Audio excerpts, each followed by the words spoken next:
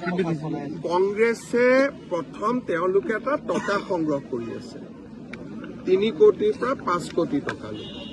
আৰু যাৰ অভিযোগ আপোনালোকে কেইটামান দিনৰ পিছত খোলাখুলিকৈ পাব নেতাসকলে ঘৰত বিয়া পাতিবৰ কাৰণেও টকা সংগ্ৰহ কৰি আছে যে আপোনালোকক আমি আপোনালোকে কেতিয়া এডভান্স দিয়ক এইটোও চলি আছে কিন্তু কোন কেইটা সমষ্টিত চলি আছে 22ৰ পৰা 23টা আমাৰ মিয়া সমাজৰ দুৰ্ভাগ্য যে তেওঁলোকে কংগ্ৰেছক ভোটো দিব লাগে টকাও দিব লাগে আপোনালোকে বুজি পাব তেওঁলোকৰ দুৰ্ভাগ্য ভোটো দিব আৰু টকাও দিব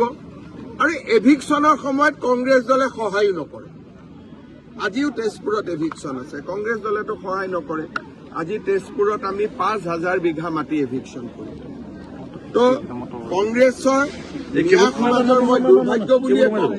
যে তেওঁলোকে কংগ্ৰেছক টকাও দিব লাগিব ভোটো দিব লাগিব আৰু কংগ্ৰেছ তেওঁলোকৰ বিপদৰ সময়তো তেওঁলোকৰ লগত নাথাকে